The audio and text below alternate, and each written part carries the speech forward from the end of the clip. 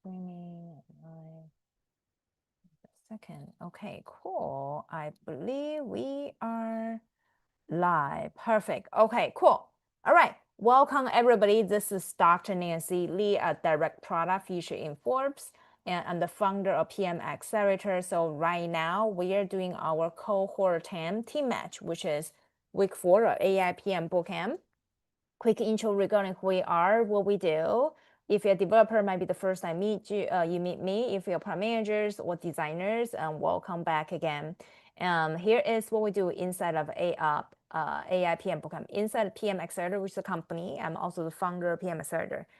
AI PM Bootcamp is our key signature program where we help team of developers and designers and product managers work together to build a real-life production level AI product that help people to move to the next round of interviews, eventually land a PM job offer or software engineer job offer in Google, Meta, and Amazon.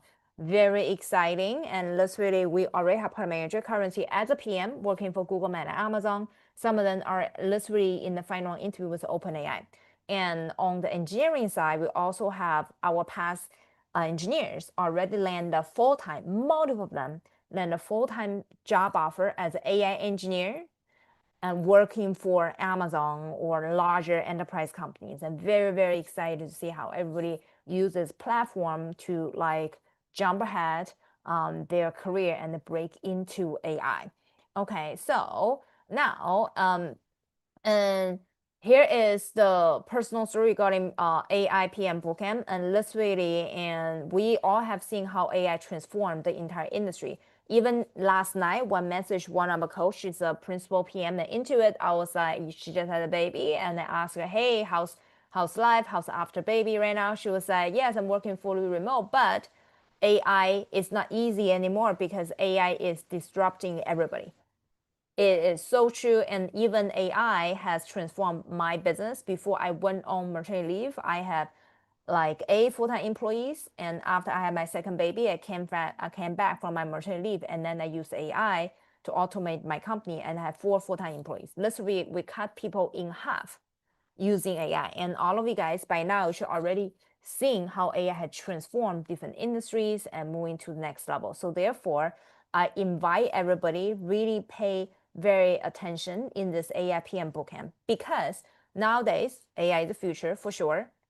But nowadays, everyone want to join AI space as AI engineer or product managers or designers or data scientists. The only differentiator between you and everyone else want to break into AI is the fact that you already built real life production level AI product. It's literally the only way actually help you break into AI, because nowadays, especially those developers, people can just wipe code something, generate fast prototype within 30 minutes. We have training teach you how to do that too, okay? But if everybody can spin out some kind of code that fast, showing some product demo that fast, what will make you different? And they can do within 30 minutes. And we teach you how to do it, part of AI Bootcamp, by the way. So therefore, what you need to do is when you interview with those companies, you show a real life production level product that already have tens of thousands users. That is going to differentiate you, and not a school capstone project. It is something you host on AWS cloud with a real user, and you already see hallucination and you address hallucination. You went through all the messy side of building AI product. Then when you bring it to the hiring manager, you have the real life stories inside of historical ChatGPT standard answer. Okay, any answers through ChatGPT, everyone get the same thing. You have real life challenges you have faced. Then you can describe. And the other important thing is team collaboration is the most important thing that will not get replaced by AI. Okay, so to be very frank, in the coming a year of 5 or 2, maybe 10 years, lots of entry-level jobs, all those operational tasks will be replaced by AI sooner or later. We all know that. But the only thing that not getting replaced by AI is the human interaction, which is the fact how you deal with all the human emotions. To be very frank, every single day I'm dealing with human emotions in my business. Every single day, it's not about people can do the job, cannot do the job. It's that people do not get along.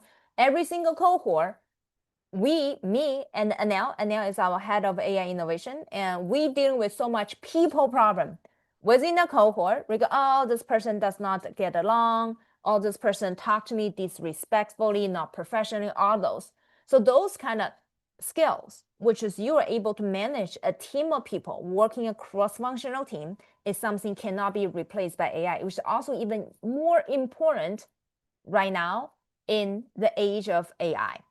Okay, so therefore I encourage everyone, not only you build a production AI product, but also learn how to collaborate efficiently and what is the team culture, how you set up team culture, and how you manage all the relations between different people. Because at the end of the day, like if AI replacing jobs out there, do you want to be managed by AI? No. The people, the human manager, people still want to be human managing other humans. So therefore, the human manager is the skill set that is very hard to find, and companies paying more and more nowadays for people who is able to lead a team and lead people to create production level product. Okay. And now let me, the other thing is we're talking about real users. Well, after all of you guys finish AI PM Bootcamp, week 11, once you launch a product, we are going to directly have you to work on launching a product with me and marketing directly. And let's read cohort 9 just finished last week right now, and 2 of them already scheduled podcasts. And on my Product Insider podcast, we have over 100K subscribers through our social channels and network. Once it's ready, we launch it for you. That's how you quickly gain users, and then that's how you show it to your hiring managers as well. So now let me also talk about the logistic, how they look like, and also the intern reward systems.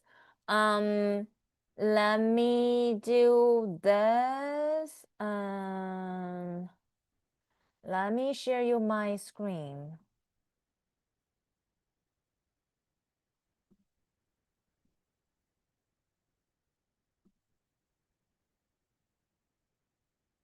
Okay, so there's our intern reward systems, and here's things how to work. Okay, you go to your AI channel right here. Okay, so now in your AI channel, here is important thing. By the way, everybody, you should be able to see all the cohort 10 announcement and the PM student product ideas, all of this, cohort 10 all channel. You should be able to see all of this. If you're not able to see it, you need to let my team know. Okay, so, and first of all, let's go to the intern rewards. It's in the big announcement. We have announcement for all cohort. We also announcement for individual cohorts. Okay, so the big announcement here, let me go to pin channel, which is the intern rewards. Right here, jump to the intern rewards right here. Okay, so we had different tier reward for all the interns. And by the way, all the interns, and literally you are getting free ride of AI PM Bootcamp by contributing your ideas and your effort, and as well as creating your real life production AI product. And once you finish, you also get resume reviews. But in order to qualify which interns actually doing the best with everybody, we have a tier systems. And if you go to announcement channel, go to the pinned, you're able to see all the rewards we put out. Okay, so the reward have designed this. So we're putting 3 tiers: AI Trailblazer, AI Innovator, and AI Rising Star, and all levels. Okay, so what we got is we have different criteria, basically like finish your full program and attend 90% of team meetings. All of this with all the detailed breakdown. Now, reward is that if you're tier 1, based on all the criteria, you have personalized LinkedIn branding. We also help you write your networking review. We also strongly recommend you priority access to any future cohorts, getting your letter of recommendation from me and the team lead to recommend you to your future employers as well. And also run one-on-one review with our senior recruiters. Okay, so these are the top tiers, and you can read all the details. And next tier is AI Innovator with different kind of criterias, and then your badge and your recognition is different. And then tier 3 is the AI Rising Star, which require certain type of participation and contribution to the team. Okay, basically, the better you contribute, the better you work with others, and more rewards you're going to get. Your team lead every single week, your team lead is literally going to post who are the top interns, top 2 or top 3 interns in the team for this week, and then we start to do a lot of like social promotion, regarding your rewards as well. And so basically everybody make sure that you are fully participating and optimize your opportunity to win all those rewards as well. Okay, now logistic here is what to do. And let me show you the team match today. So right now we are doing developer and the engineers and product managers and designer team match. The ideas were already pre-selected by me. Let me post it here. Hold on. I believe I think I put in all channel. Okay. So, Anil, can you forward it to the announcement channel as well, just in case someone won't get access to the cohort channel? Yep, I'll do that. Yeah. Okay, cool. All right. So pitch day, all of these ideas. So let's go over this. And here is team match idea pitch day. It's open the sheet. Yeah, and I'll forward this one too. So we're on, I'm not sure it is a forward or not. Basically, it's what the logistics of we can put it cohort 10 announcement. So basically the same message we have here. You open up and basically this cohort 10, all ideas are here. All the ideas already remove the ones that killed, the match in progress, and match complete, and those are the ones gonna present today. And the sequence of presentation is right here. Cohort team match sequence. So right now, week 4, which is developer designers, is gonna get matched with all the PMs together. Okay, so there's a sequence here. Okay, and this is what we're gonna present. Okay, this is all the sequence you have. Everybody needs to pitch your entire idea regarding what your product idea, what the latest roadmap you have developed, what the latest like MVP you had, and additionally what specific like preliminary voice of customer result, interview result you're gonna have. Okay, so here's what we got, and let me see. I believe we'll put the same time. Yeah, and you compete. And once you finish our teams, you need to select your favorite teams. You select the top teams you want to join. Okay, different teams you want to join, and then you need to cast your top 3 teams. So there's a sheet here. Okay, we'll put everything is all in the announcement channel. Okay, right here. Okay, so now here is what we're gonna do. Okay, so team match, milestones, what the phase of matters, and completion paths, and also clear check for the real world ahead regarding what we're gonna cover. Okay, so let's do this. Let's start doing today's pitch. I believe each team, we got all your pitch. We got 10 minutes in total. Let me confirm this. No, we got 6 minutes in total. Actually, it's 4 minutes pitch, 2 minutes Q&A for all your pitch and result. Okay, just for your pitch. Okay, so let me do this. I'm going to turn on the countdown timer. We'll get started with this, and then the Fit My Day, we'll get started from all of this. Okay, cool. Let's go. I'm sorry, Dr. Nancy, did you say 4 minutes or 8 minutes? We were told 8 minutes for the pitch. So I mean, I think we'll put the agenda let's do 8 anyway. The agenda is 6 minutes. I believe it was. So I think we were told 8 minutes for the pitch and 2 minutes for the Q&A. Hold on, let me confirm. So let me I'll give you more time anyway if you read it, but I believe we said it 6 in total. Let me give you 10 in total, but you have 6 minutes pitch, 4 minutes Q&A. Okay, total 10. So this is the sequence. Let's go. Let me start sharing my screen, and let me enable sharing. And by the way, today I'm moving back to Miami. So in the middle of the pitch, I'm gonna hand over the host to Anil. Anil is our head of AI innovation, so he will continue today's conversation. Okay, cool. So let's do this. My day. Hey, So Dr. let's go. Nancy, I'm Jenny. I'll try to speed up because at first I thought we are going to have like 8 minutes presentation. I'll see what I can do. Total 10 minutes. Total 10 minutes. Okay. Okay, perfect. Total 10 minutes. Let me do the timer. Let's go. Okay. In the case, let me just give me a second. Okay, let me all give you guys. If you prepare for 8, let me give you 8 anyway. Total 10 minutes. Thank So let's go. you. Let's Okay. go. Okay. Hi, everyone. I'm Jenny. So today I would like to introduce Fit My Day, an AI-powered YouTube workout planner. So to explain why we are building, let's start with the problem we are trying to solve. So last time we met Amy, she finally has 30 minutes to work out after a long, busy day. She has a motivation to do workouts, but before she starts, she still has to search, compare, and decide what fits today. So we want to know whether this was only Amy's problem or not. So we went looking for more Amy's. For the past week, we collected 64 survey responses and found many more Emmys. So these were not beginners struggling to build an exercise habit. Our target users already work out at home with YouTube 2 to 4 times a week, usually for 20 to 45 minutes. Yet 75% of them still search before every single workout. And 85% spend more than 1 minute choosing videos, and nearly half of them spend at least 5 minutes.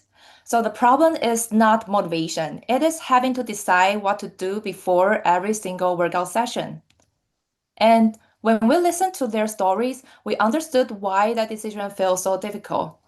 One of our interviewees, Isabel, say, YouTube gives me endless options, but it doesn't understand my time, energy, or goal. And Tiffany say, I want more variety, but trying an unfamiliar video feels risky when I only have 30 minutes. And Kylie also say, I keep searching for something new, but usually end up doing the same familiar workout again. So we can see that they don't need more content, they need confidence in what to do today. And this is where Fit My Day can help. So Fit My Day can turn YouTube videos into the ready-to-follow workout sessions built around the user's goals, available time, and energy. YouTube has the videos, Fit My Day plans today's workout. So let me show you what the experience looks like. Users can first explore complete curated workout sessions, not another list of individual videos. She can understand the full workout combination before starting the workout. And if she wants to build something personalized, she can answer 3 quick questions: what she wants to work on, how much time she has, and how much energy she has today. That's it. Fit My Day turns those answers into the session within seconds. And the result is not a black box. Fit My Day will explain why the session fits. If one video does not feel right, the user can swap only that video or regenerate the entire session without repeating the check-in questions. And once she presses play button, the videos are presented as one sequence. She can follow her progress and move to the next video without reopening YouTube search or managing multiple tabs. And after the workout, quick feedback tells us whether the session felt too easy, just right, or too hard. We also learn from what she completed, skipped, swapped, or abandoned. And the system then will remember the session she stayed, completed, and enjoyed. Instead of trying to remember which combination worked 2 weeks ago, the user can return to the same routine or the new one, and the system can use it to improve what comes next. So in terms of the competitive landscape, how is Fit My Day different from what already exists? YouTube playlists only help users save videos, while creator apps provide structured workout within their own content libraries. The opportunity for Fit My Day is not to compete with YouTube's content, but to make the content work better for each user. So Fit My Day aims to become the personalized planning and memory layer for YouTube workouts. But this also creates an important question. Can the recommendation be trusted? Our MVP is designed to test one clear AI hypothesis. If Fit My Day generates a session that fits the user needs and respects every stated body constraint, at least 70% of first generated sessions should be started within 60 seconds without users swapping or regenerating the session. And to test this hypothesis, we don't need to train the model from scratch. We can use YouTube metadata, open exercise databases, language model, and pre-trained embeddings to understand and match our initial catalog. We then combine these foundations with user behaviors data from what user complete, skip, replace, and save. So together, these inputs create a more personalized experience. And turning those inputs into safe and useful decisions require 5 connected layers. The first one is tagging. We use structured LLM outputs to turn thousands of YouTube videos into searchable labels. And the second is retrieval. Embeddings and vector search help us find similar videos for swaps and match candidates against each user's preferences. And the third is decision. We rank videos by similarity, tag match, and freshness. And the first one is evaluation. We define what makes a good workout stack and analyze which type of errors the system makes. And the final one is learning. We record what user complete, skip, and replace. This also gives us the data to make future models better. So together, these layers are going to turn messy YouTube content into workout decision users can actually trust. So we have a very tight schedule. We only have 7 weeks until demo day, and the goal is to test our AI hypothesis. So in the first 2 weeks, we will lock down the user experience and all the technical high-level architecture. And then in weeks 3 and to 4, we're going to build the catalog decision engine and shape our core user journey. Once the core user journey works, we put it in front of real pilot users, observe where they hesitate, swipe, or stop, and improve the whole experience based on the feedback we get. So by October 6th, we don't just want a polished demo, we want an answer to our core hypothesis. Can Fit My Day actually help users start the right workout session within 60 seconds? And to answer that question, we need a team that can connect product thinking, design, engineering, and data. So we already have a team with a strong mix of experience in designing machine learning system, Gen AI, personalization, technical product planning, user design, and fitness background. Now we are looking for the technical builders who can actually bring Fit My Day to life.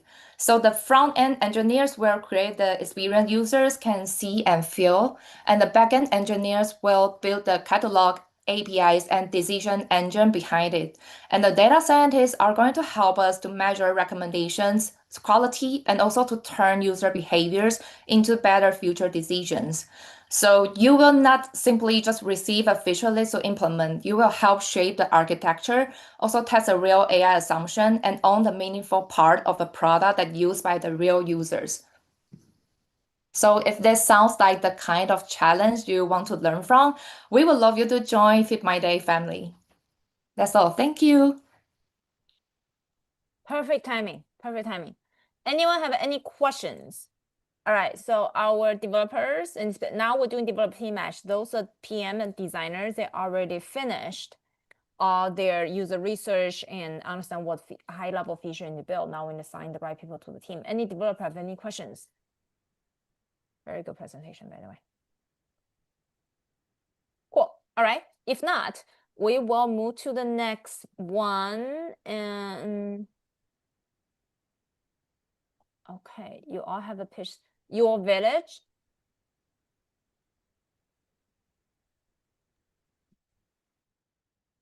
Hey everybody, this is Joe. I'm the lead PM of your village, and let me share my screen, and I will have my team member Pia to start the presentation.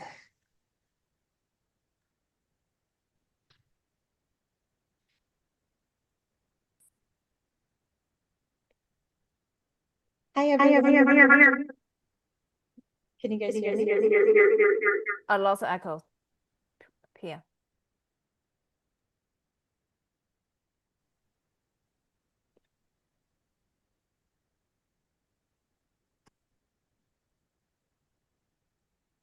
Can you guys hear me? Yep, I hear you now. Hi everyone. My name is Pia and I'm part of your village. The problem we're trying to solve here is that a lot of adults in the United States, about 53%, feel isolated. Adults end up losing their relationship because they forget that certain people exist that they have met. And this app or the product that we want to create is to fix that gap. The gap between people wanting to reach out, but they don't reach out due to shortcomings. As a result,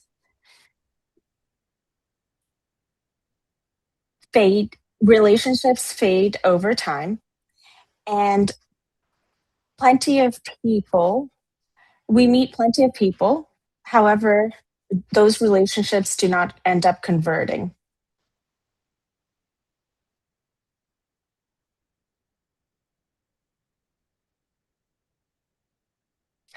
We ended up doing some interviews and customer surveys, and we have found about 91% of the people have been meaning to reach out to others, while 87% have gone over a few months without doing anything about reaching out to people.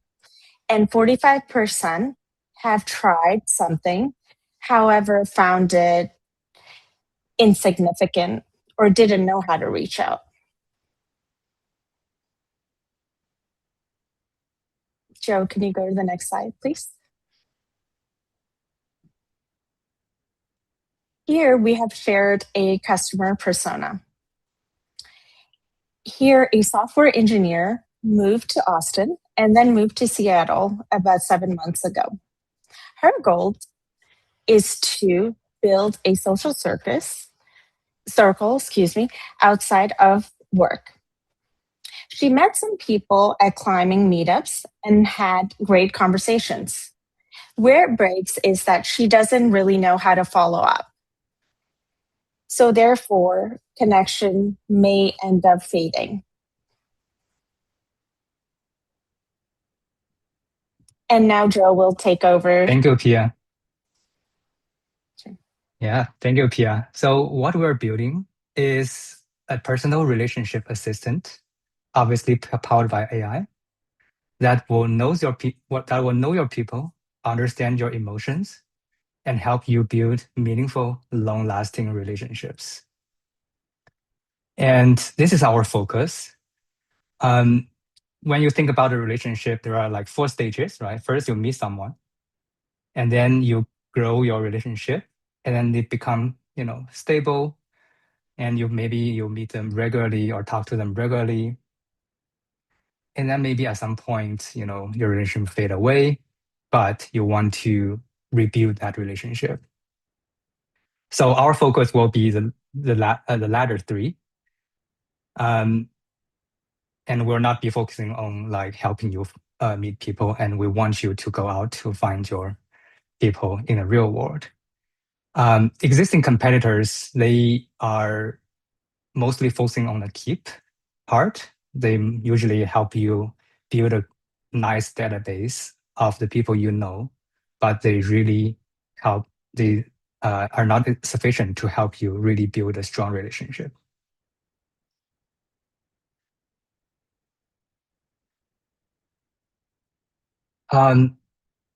I'll skip this demo because it's going to take some time, but I will share this after the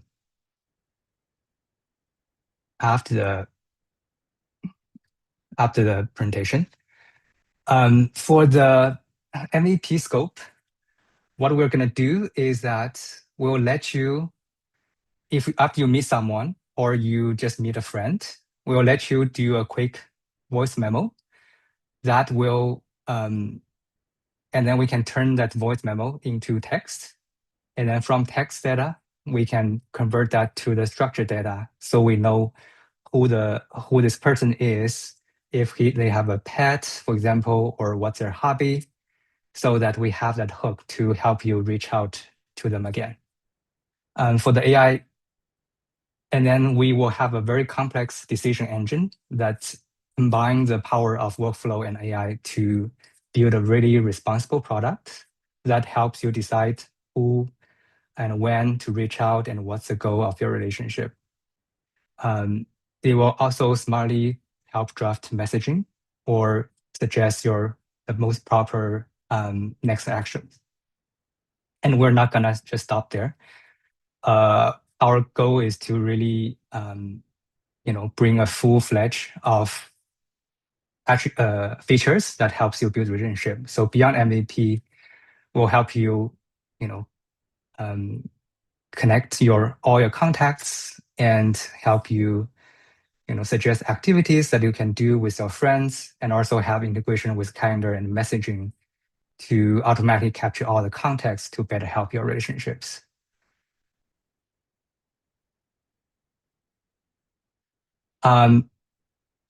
So we will have this is our tech stack. We'll need front end, and we will also need backend engineers who can, help us build this really complex decision engine and extraction. And of course, we'll need data science to help us with observability and element tracing and evaluation. So we have a very diverse group right now from different disciplines. We have people with product background. We also have people with marketing and psychology, which will be critical to the success of our product. And we also have the domain name secured. So we're ready to go.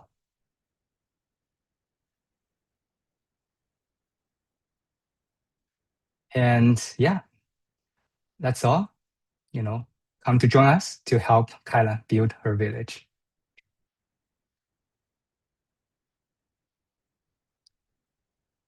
Thank you. Any questions? Very beautiful. So on time as well. Anybody have any questions? Ringo?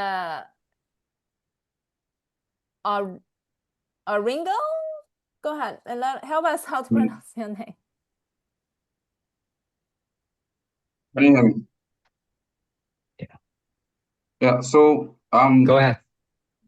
the system, I'm trying to understand how you get information on the persons you meet. So let's say I go out and I meet John, right? And we have a conversation.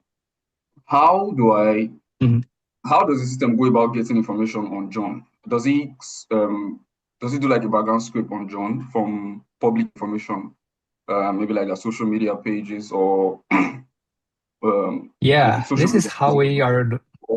Yeah, that's a Okay, good question. I or think a demo how is to better than 1,000 words. I will just play the demo here. So basically, after you meet, here we Kyla meets Marco, and then basically she inputs a voice memo, which is quick and easy. We'll capture the voice memo, and then that will make, since this is a new friend,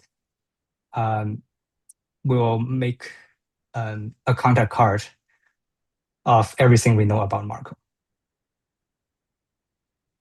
And the next is that the AI will synthesize all the data and suggest the next actions. In this case, because Kyla actually didn't get Marco's number, so we suggest that, hey, you cannot follow up with without his number, but he will be on the gym on Thursday.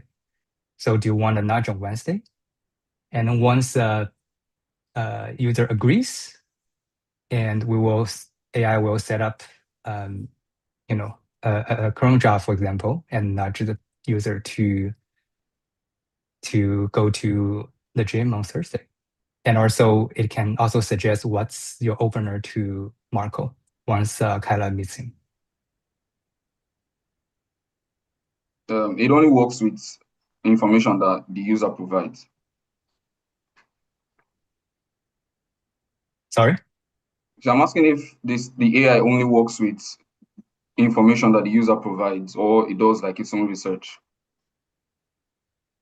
Yeah, so because a lot of the events happen between you and your friends, happen in the real world, right? Or in messaging app that is outside of the app. So we do initially have to rely on the user input to know what's going on.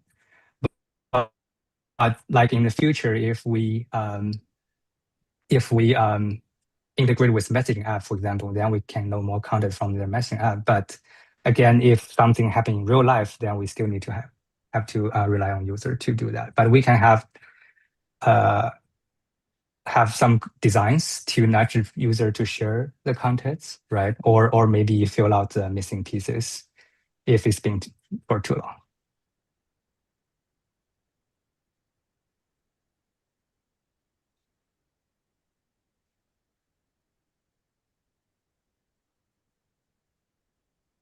Okay. Any other question?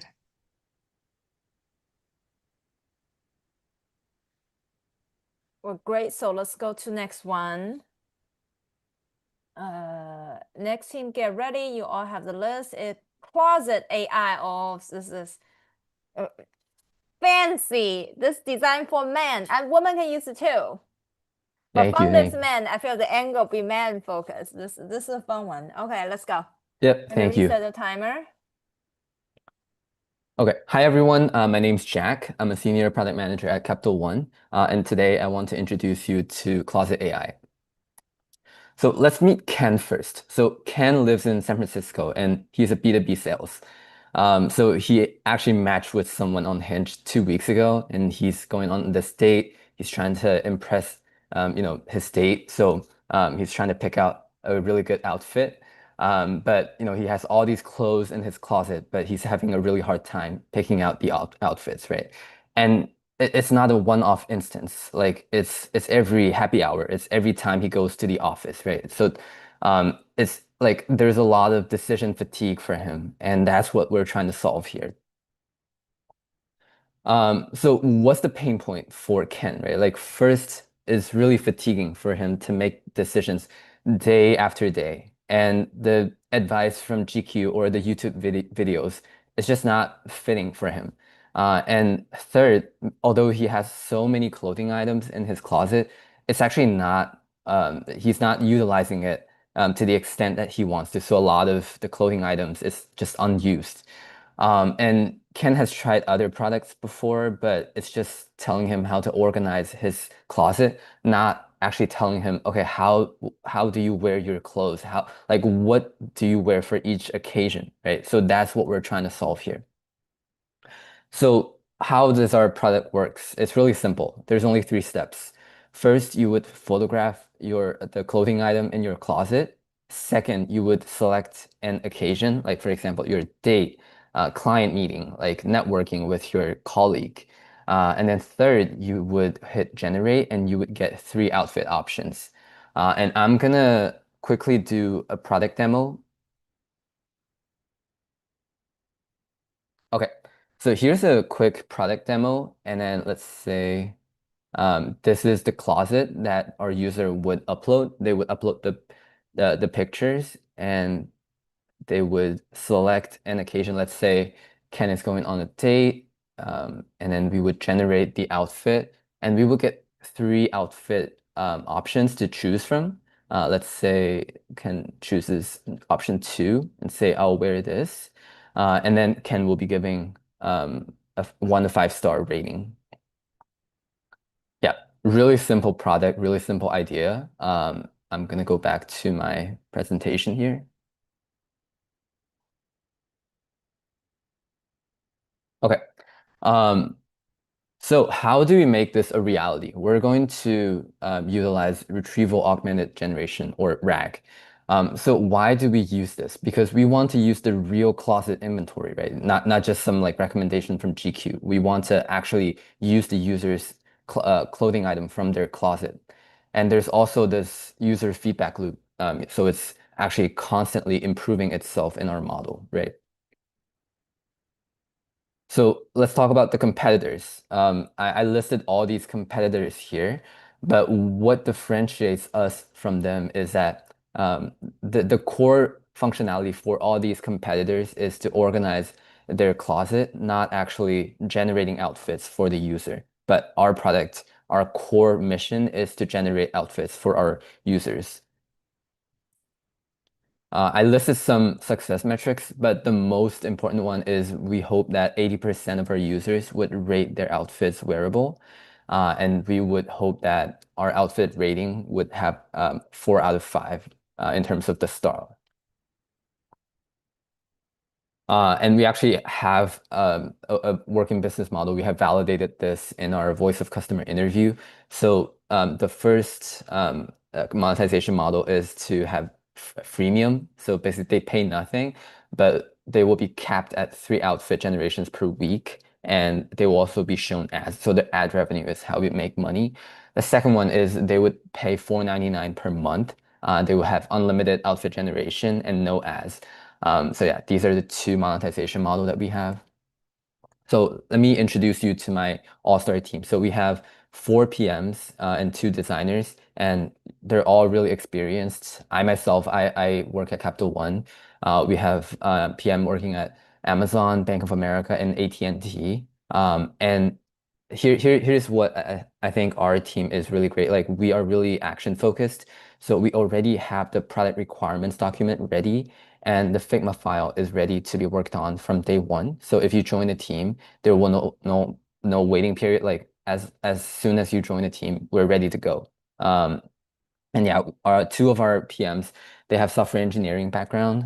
So, I think the communication between engineering and product will be really smooth because of that background. We also have really 2 dedicated designers who have, generated their Figma. They're really talented. Yeah, I'm just really impressed by the Figma that they generated. So what's in it for you, right? Like, why do you want to join our team? So first, I think you will have the opportunity to ship real AI RAG pipelines and also a feedback loop to real users, right? And then I think you have the opportunity to work directly with 4 really experienced PMs and 2 really talented designers.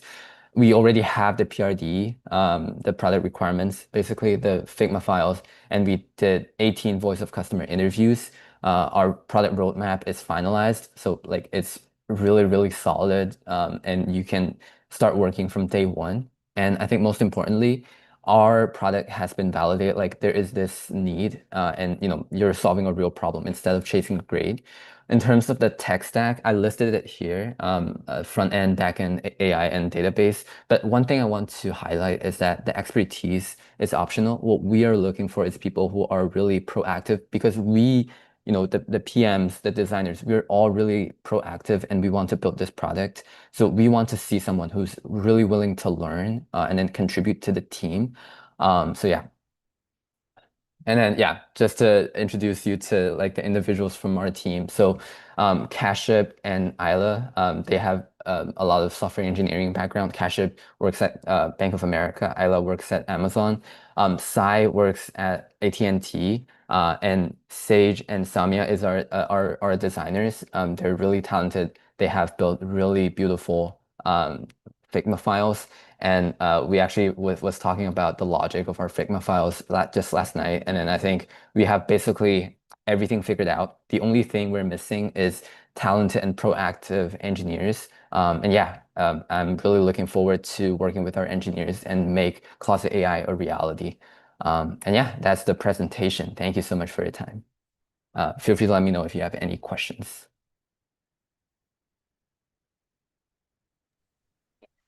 Very cool. Last cohort, we have team design for women. So this is actually different. I'm very looking forward to see how it works. But the one design for women, the outcome is great. Actually, the one team that design for women, the team lead became a director of AI product. The other team, she directly started her entrepreneurial journey. She went to a different kind of incubator, do her own entrepreneurial. She said, I'm not looking for a job anymore. So this technology-wise, this can be built, but each user segmentation is different. I think this angle is for men. I think the style, design, everything will be different, I assume. But I'm not man, I don't know. But I feel like it's different. But I know technology-wise it's working, and then the outcome is great. Okay, lots of people willing to use it. Very cool. Okay, Thank anyone you. have any questions? Udali, did I get your name right? Yeah, that is my name. Your camera on if possible. Yes, I've done that. Yeah. Can you hear me? Yes, we can hear you. All right. I just want to thank for the presentation, and the project idea is a very great one. Yeah, I just actually want to understand something like so I want to get how the end user are going to use this particular app. So let's say today now I have a new clothes. Definitely I must scan it on the app, right? For the app to capture it, or how does it going to work? If Sorry, I can just you? get clothes, I just get a new clothes there in Yeah. my wardrobe, right? So I would go there Mhm. and snap and keep the record on the app, right? Sorry, so you were saying you bought new clothes and then you're trying to upload it to the closet. Is Will that I, what? yes, is that no what this particular project is all about? Okay, I have an occasion, I have an outing, right? So you want the app to pick the best outfit for me. Is that what the that is the work of the application, right? Yes, that's the goal of our product. Yep. Yeah, no, I'm not asking. So if I have a new clothes, so I must immediately upload that particular clothes in that app before the app can pick it as one of the choice for me to go out with, right? Yeah, so as soon as you buy new clothes, our hope is that you would take a picture of it. It's a really quick process.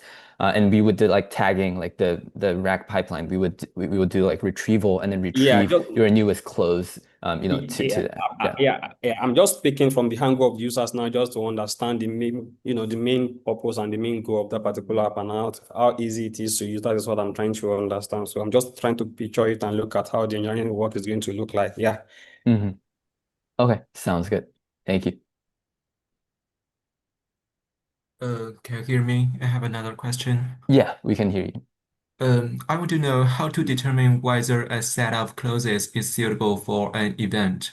In model training, what is the scoring criterion? Yeah. It is not that what we consider suitable will be accepted by others.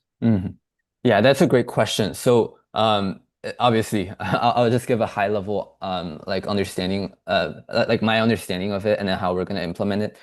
So basically, we have like a fashion bank.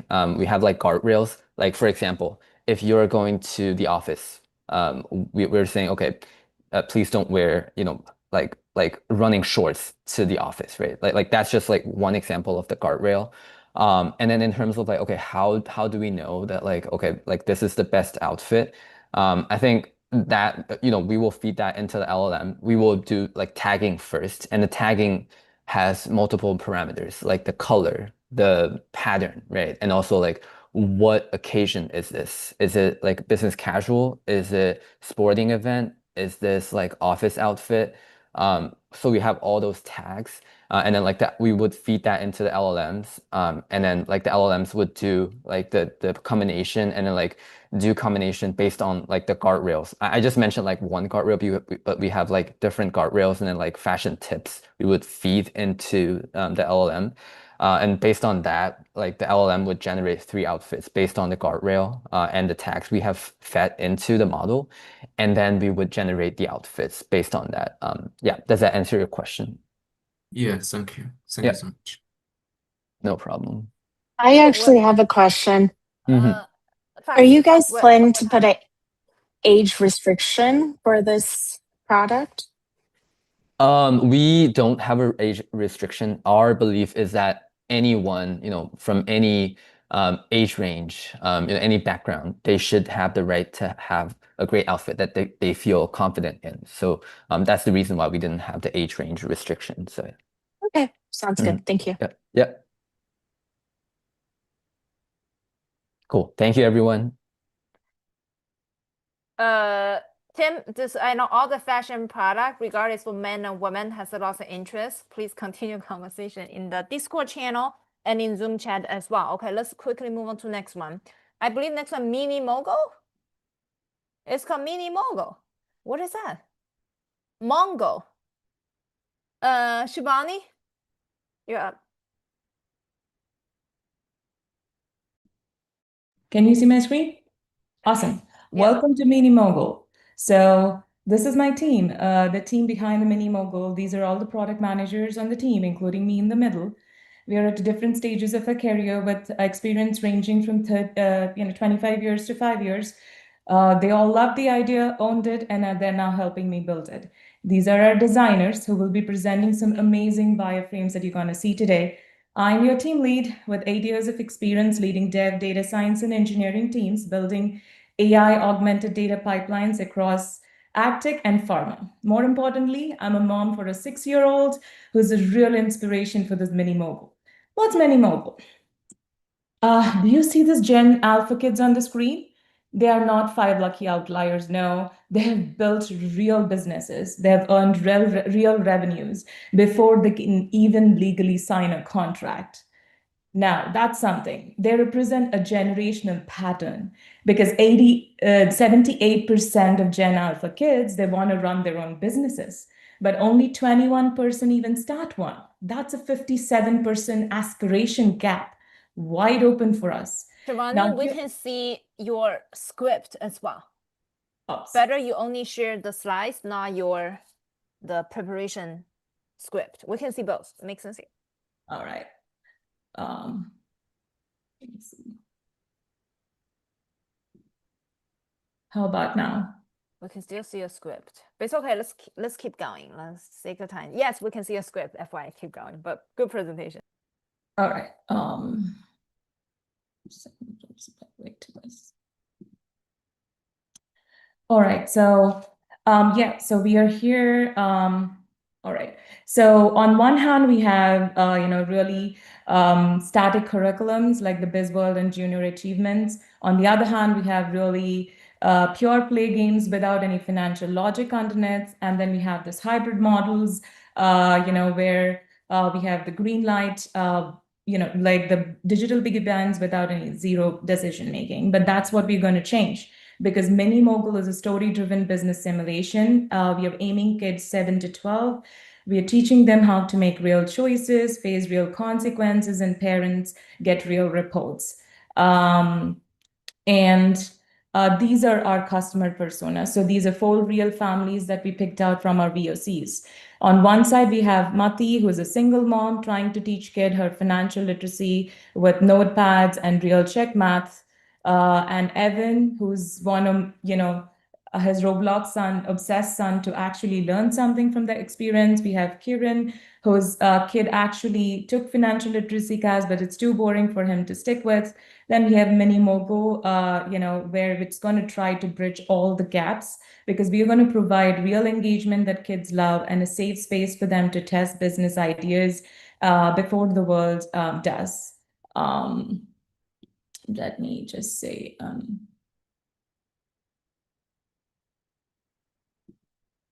is that better?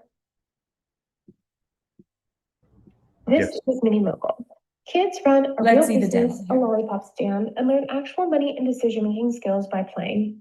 What I'm about to show you is the base model. Fully designed end-to-end in Figma, real components, real logic, not static mockups. Everything past the lollipop stand, other business types, is intentionally locked and deferred. We scope this on purpose so there's a real shippable thing to build first, not an unbounded vision. Parent setup. First flow, parent setup. Account, kid profile, subscription, and a simulated starting wallet. Every screen here is real wired UI. Avatar and kid handoff. Next, avatar creation. Skin tone, hairstyle, hair color, all built as component variants. One click to swap, not a redraw. Then, a quick "Hey Leo, welcome" moment as we hand off to the kid. Business setup and founder story. Next, business setup and the founder story. The story is grounded in a real case study, so the lesson underneath the game isn't invented. It's a real kid who really did this. Build your plan. Next, planning the day. Raw materials, location, timing, prep.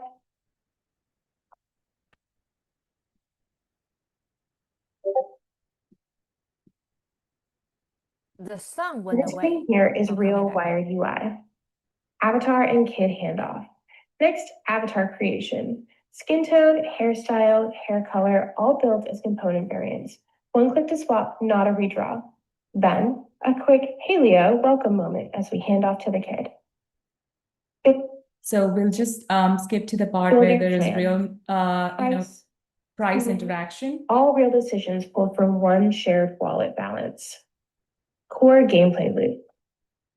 Here's a part that I want you looking closely at, the run day HUD. Serve customer, pop, float, fade, 3 animation states, 0 new art required. If you watch the queue, a genuinely different kid became the customer. That's component swapping, not new assets, which means this scales without the art team drowning. Customer interactions vary too. Sometimes a stop question tied to what you bought earlier. Sometimes a midday challenge. Every 5th customer, a real skill check with feedback either way. Next, consequence. Weather can turn on a risky day. The 3 real choices, no single right answer. Then the actual math behind what happened, shown plainly.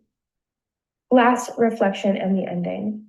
A couple of honest questions, no grade attached. Then what you do with your profit changes, which report the parent sees that night.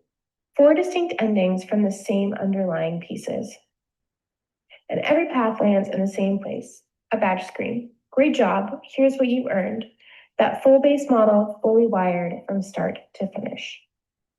So what you've seen is actually a high fidelity demo from a designer. We vetted this from 42 survey numbers that we got from the parents, and 20 parents, 22 kids universally acknowledged that they have high interest in this app, and they acknowledged 78% of the parents acknowledged the cap, and they showed high interest in downloading something like that and paying for it. So before I take you to the roadmap for 8 weeks, wanted to give you a flavor of how our team is thinking of expanding it beyond 8 weeks. We have 3 layers: foundation, growth, and mogul, offering different features for the kids. But I'm going to zoom into the foundation MVP for now.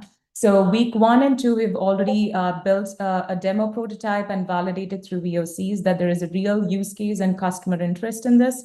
And week 3 is where we're going to do the foundation infra, which enables us to ship all the 6 MVP features that we're targeting. Week 4 and to 6 is where we're going to build the AI engines, where we're going to do AI evaluation, parent report generation, simulation engine. Week 7 is going to be our litmus test, because we are going to test our UAT with 60 to 100 parents use cases that we got against all the guardrails and all the gates. And week 8 is when we're going to get remote ready with proven data and results.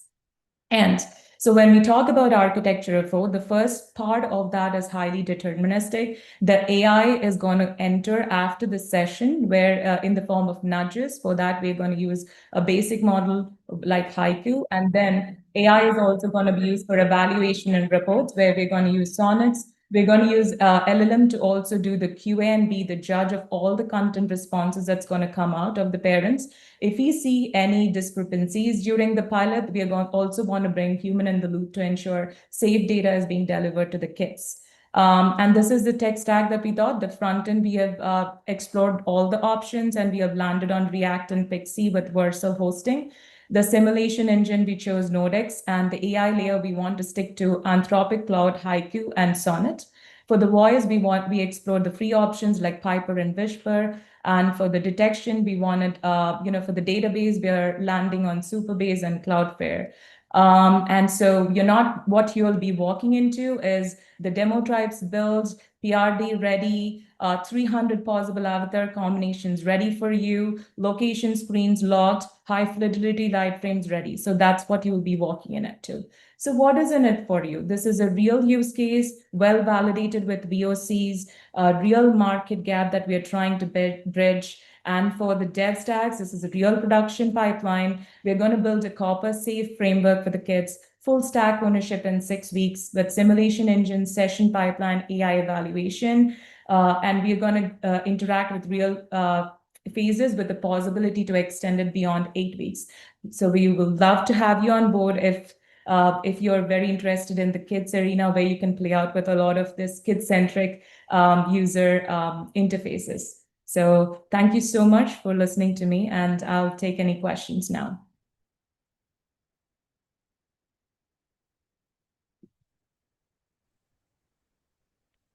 It's a very meaningful product.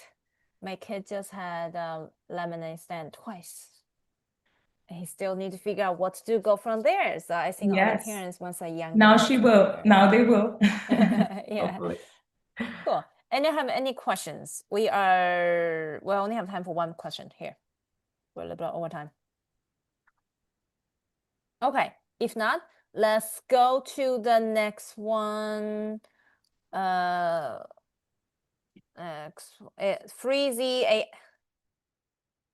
AI. Let's go. You know, I'm talking about your team. Let's go.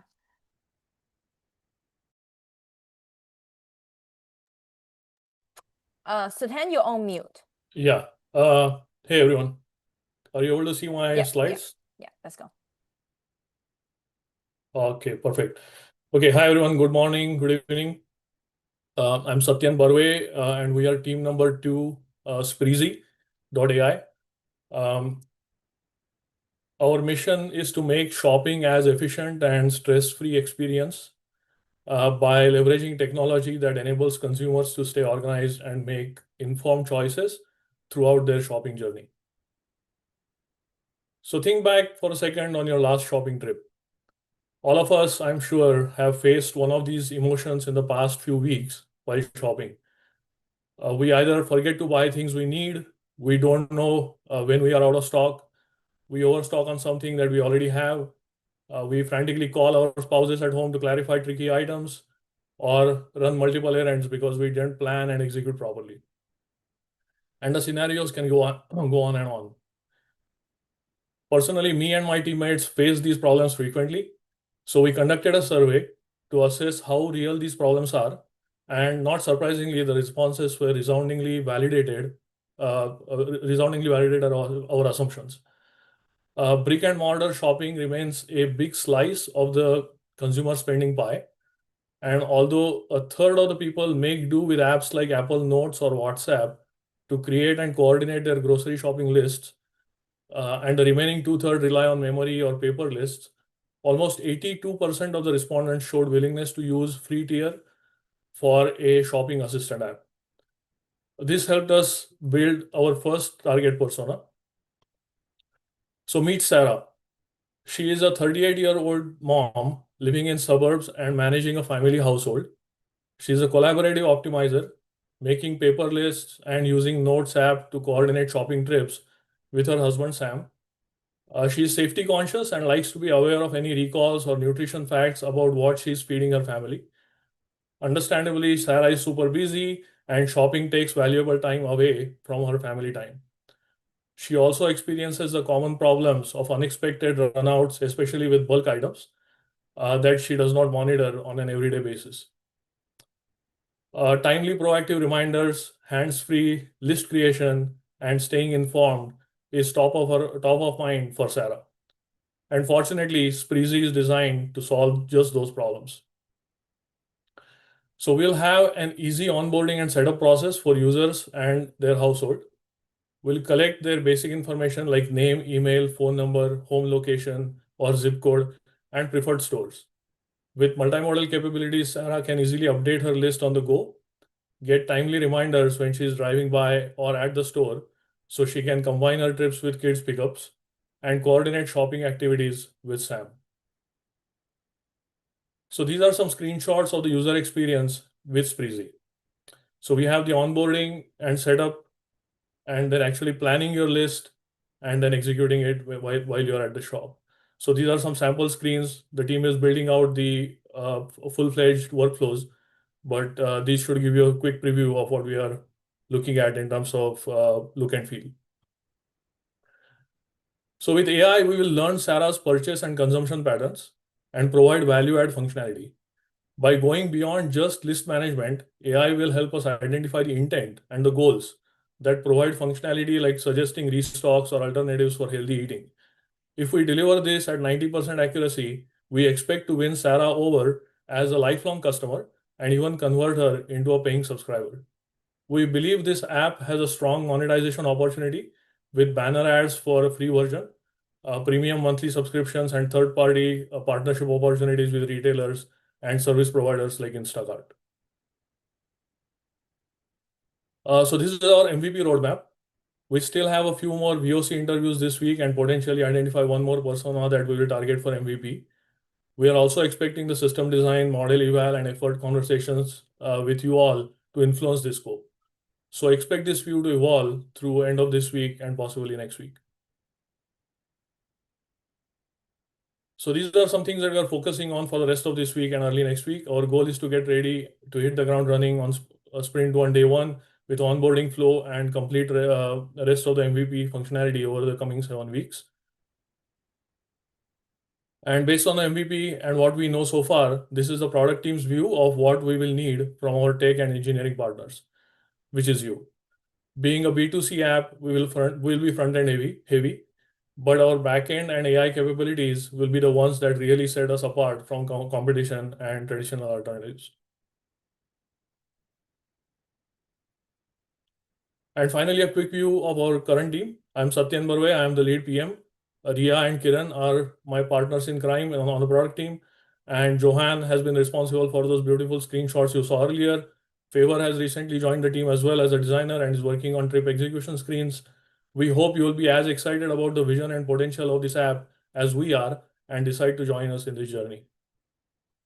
And if you don't decide to join us, please join us as a customer. If you would like to contribute your responses to the survey, we'll post a link in Cohort 10 channel. Visit spreezy.ai and sign up for an early pilot version. And you can also see the early prototype version of this app on the GitHub link provided on the right, bottom right. That's it from me. Thank you. Any questions?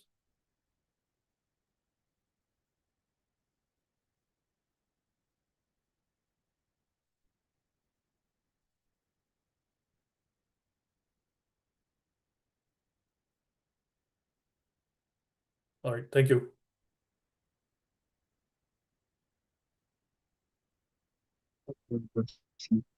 Dr. Nancy, you're on mute if you're talking. Thank you. Oh yeah. So I was on mute. So lots of applause. Good job. Rigam, question. Let's go.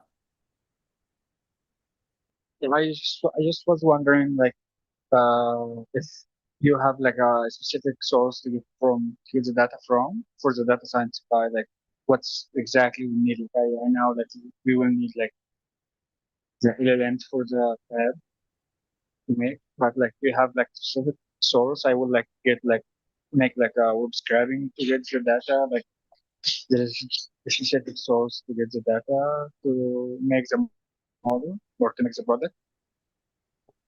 I didn't quite catch your question. You were breaking up quite a bit, Islam, but I'm guessing you're asking about the data that will feed into the into some of the product recalls and those kind of things, or something else.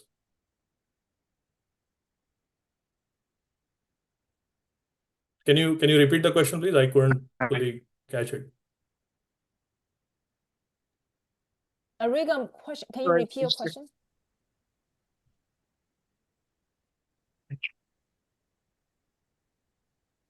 I think we lost Islam.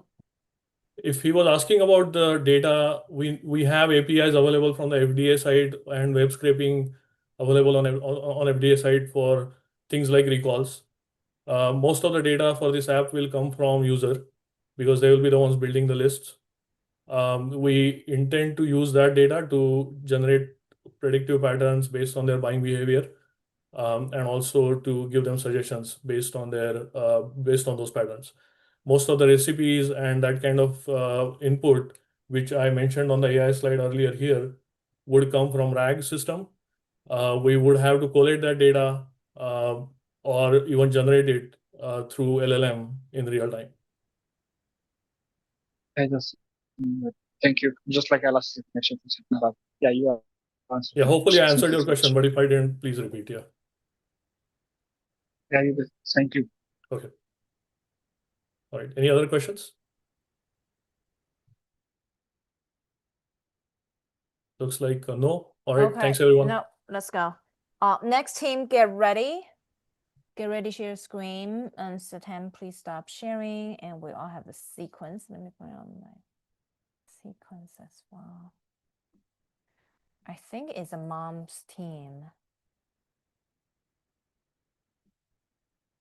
Yeah, it's the Bump to Bloom. Yeah, Bump to Bloom team. Okay. Shiley, feel free to share the screen.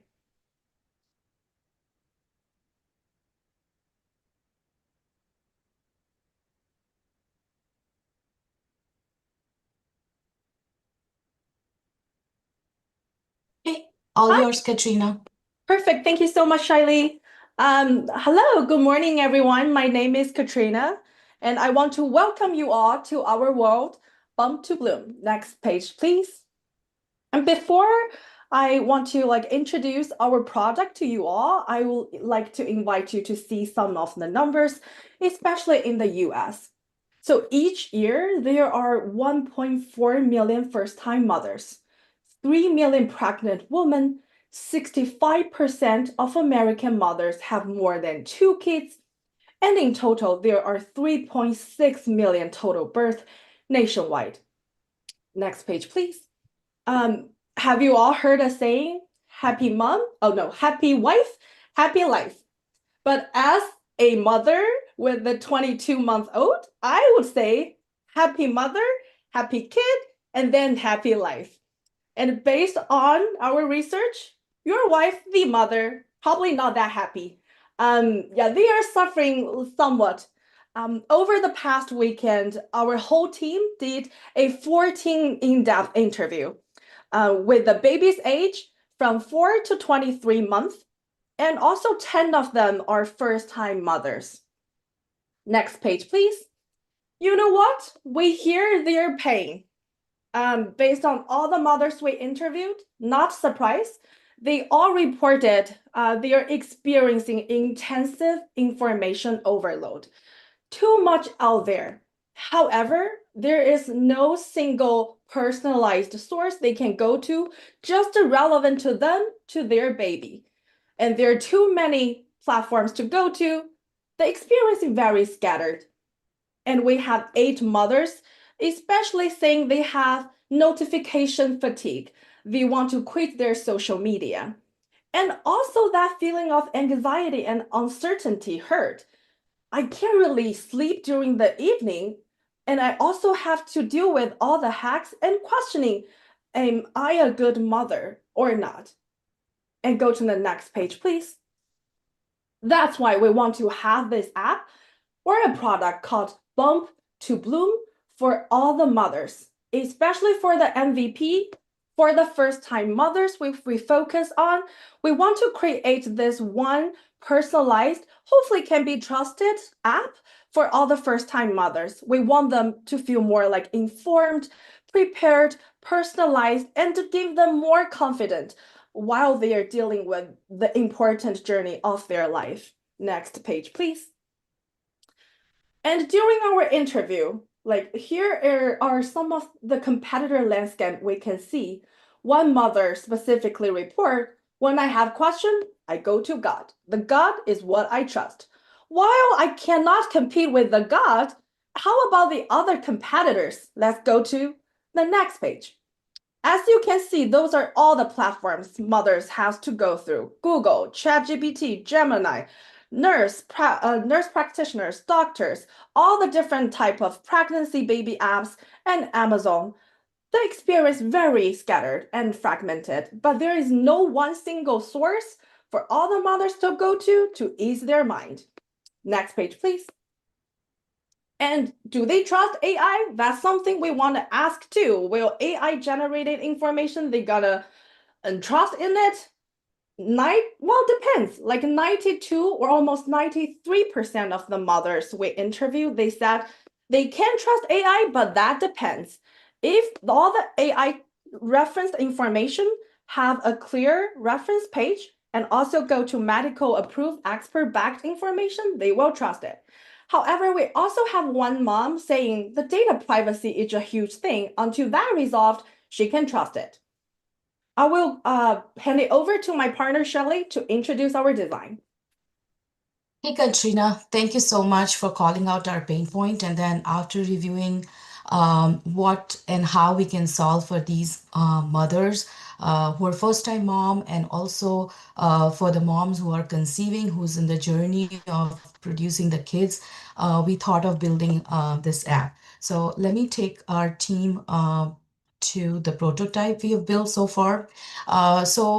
This is our larger vision from MVP to the first co-pilot. So for this MVP journey, we are only going to focus on the customer persona of the moms who have produced the babies and whose kids are 0 to 24 months. So first 2 screens are our onboarding screens. So my baby's here, I hit continue. We thought of personalizing this app by giving them to upload their baby's picture, and they're going to give us some demographics about their kids. So Nia is 8-month-old. Shelley, you are not sharing the screen of the prototype. Oh, I'm sorry. Thanks for calling that out. Let me.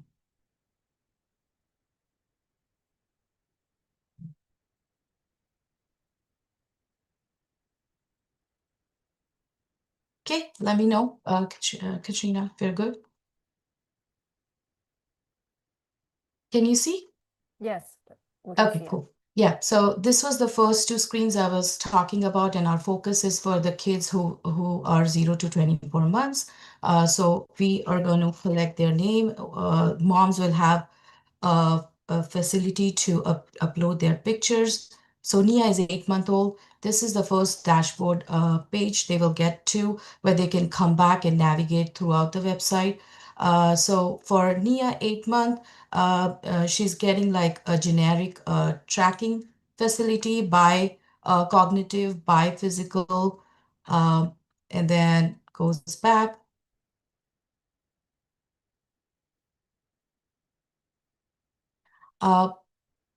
The mom is also going to get some basic fever checker, which is one of their major concerns. Down the road, we're also planning to add more symptoms, but for now, for MVP, we're only going to stick to the generic fever. This is our AI Ask, where moms can ask the generic questions. AI is going to return back. This is the Learn feature, which gives the guidance based on the personalization, tracking, feeding. And then we've also added a cart for the moms to add the recommendation based on the age. So what we have done is we've conducted the interviews, we have built the prototypes, we have the wireframes ready to ship into GitHub or wherever our engineers and data scientists would like to use. And then here is our quick AI roadmap. And then I want to quickly celebrate our team. So Katrina, me, our partners in Shine, we have Jasdeep. We have very smart designers on our team. And then we have great mentors, Lily and Jenna, to guide us through. What we are looking for are some strong RAG engineers, strong data engineer scientists to help us navigate the existing available AI, where we can upload the guardrails, some full stack developers, and then future after the MVP, we would also like to involve some clinical advisors to just lock in our guardrails for safety and trust purpose. That ends our presentation. Any questions?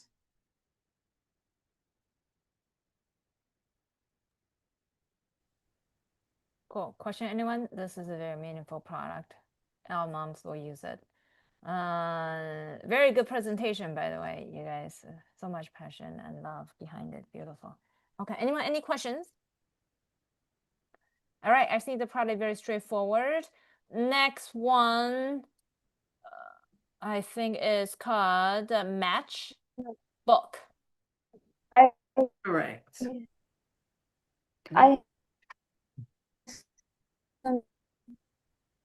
Oh, quick reminder, everybody, all engineers, vote 3 teams. The one you want to join, they want to assign you 2 different teams. Make sure to vote. Anya already put it in the announcement channel, so you guys should see it, and everyone make sure you vote, okay? And at the same time, all team lead, all PMs, you have week by week checklist, which I share in week 1. I'm gonna share again, so you need to start using that every single week, okay? Let's continue. Share my screen? Or was there a question? Was there a question for No, Shelly? you share screen. Let's go. Okay. Let me know when you can see my screen.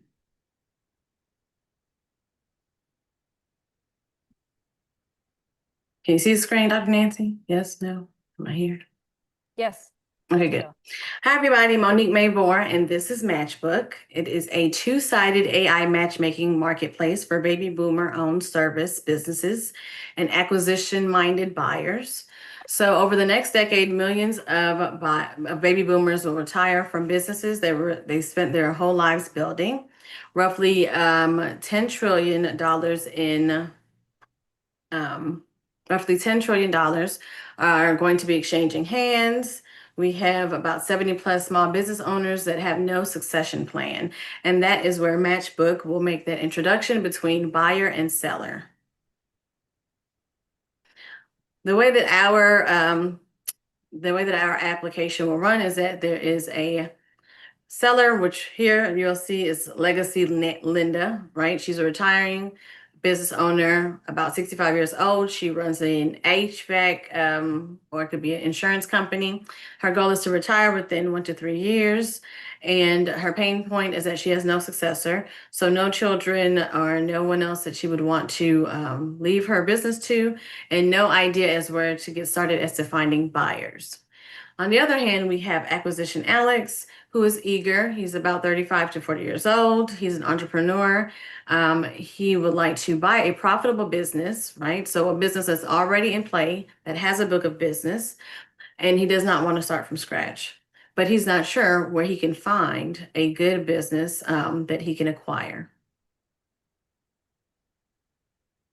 So what we've done is we've taken some of the surveys that I've done with sellers before and with some buyers before, and we're looking to utilize the hypothesis that if we use AI to elevate the buyer and seller capability, verify key business information before making introductions, we will reduce low quality matches and increase the share of the intros that progress into real acquisition or real transactions. We're looking for critical thinkers that can help us answer the questions you see here and create a valuable solution. We do know that sometimes there's hesitation with AI generated fit score or just like AI in general. So we do want to be able to relay that we are transparent, we are secure application, and that they should feel confident in the matches that the AI is making with the fit score. We want to bring we want to know what variables can carry the most predictive value. We want something we want to make sure that a 90+% score can make that right introduction. And we're looking to see if AI can verify documentation, because we will need documentation from both the seller and the buyer side. So as you know, we have a short time together. We're looking to hit the ground running, and we'll go into the team members next, but we want to hit the ground running. We already have voice of customer interviews that we've done, and then we also created asynchronous surveys that can be provided through Google Form. We're looking at building out that intake process for the buyer and seller. The good news is that you would not be starting from scratch. We have several questionnaires and surveys that sellers and buyers typically have to complete, everything from their personality assessment to their financials. How much are they looking to buy a business for versus how much the seller's looking to sell that business for. And then we're also looking at matching them, of course. So that fit scoring will be a weighted score based off several different variables. Then we will have all the documents uploaded into what we call a deal room, right, where we can have them safely housed, because it will be pertaining sensitive information. And then once we find a good fit for both that buyer and seller, then we'll make that AI warm introduction for them. This is just some further information about how simple, right? How simple that we're looking to build out this profile. We're looking at that business intake, financials, creating some type of summary about the business. Once the seller gets some matches, they can say who they would like to approve the introduction. And then on the buyer side, of course, creating that profile, some criteria, the financials of what they can afford, be that 401k, IRA, business loan that's been approved by the bank, whatever it is that they're looking at. And then we'll be making the introduction based off the fit score. So our team is already pretty much staffed currently with 4 PMs. It's myself, Isla, Karen, and Marina. And then we have 2 great designers, right? So we have Roshni and we have Fernanda. We are currently looking at Agile, of course, as a part of the boot camp that's required. So we are looking at the Kanban board. We're building that out. We're building out a dark log so that we're able to look at decisions, actions, issues, any risk, and any changes, and be able to track that. We have a shared Google workspace where we also use as our repository for documentation, so that you, as the engineer or the developer or that data scientist that joins our group, have easy access to this documentation and can add that to your portfolio. Like I said, we do have voice of the customer, so we already have some interviews that I've already conducted, and we are looking to continuously get feedback so that we can make the best solution possible.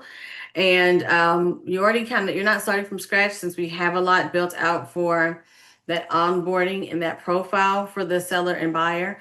So at least that helps, right? That you're not starting from a blank canvas. What we're looking for, front-end developers that may possess these skills that are listed here.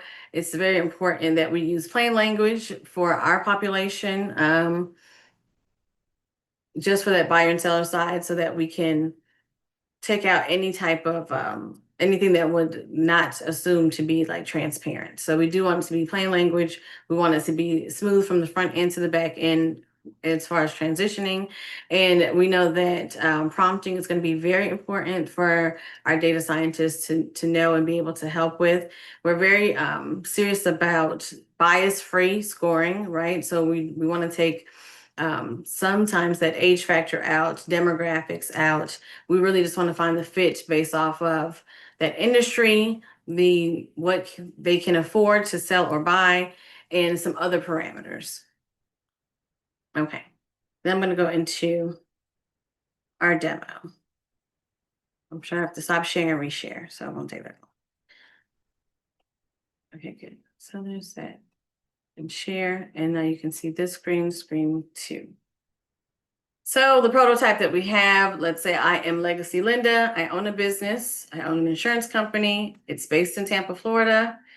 I would like to sell it for $1 million because I made $2.5 million last year. How many clients stay? Almost all of my clients stay. I'm looking to retire within a year, and I would like to remain hidden until I approve each buyer, or as buyers are verified, they can see my details. And then you have the fit score. So once Legacy Linda has put in all her information, she's able to see what acquisition Alexes are out there that are good fits to buy her business. Any questions?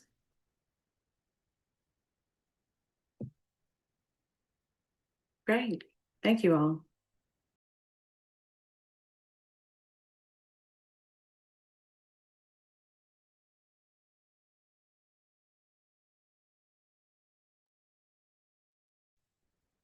Great job. Are there any questions?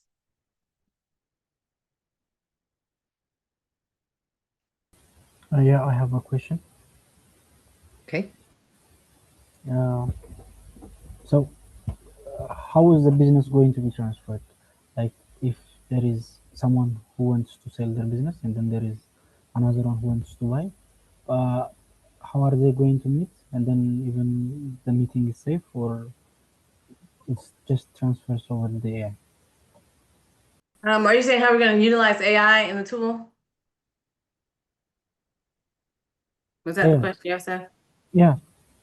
Okay, so the AI components would be the verification of the documents. So it'll scan those documents, make sure that there's nothing that stands out as a red flag. Also the fit scoring, right? So the AI is going to look at the answers that sellers have put, the answers that buyers have put, and they'll start to make the match from there.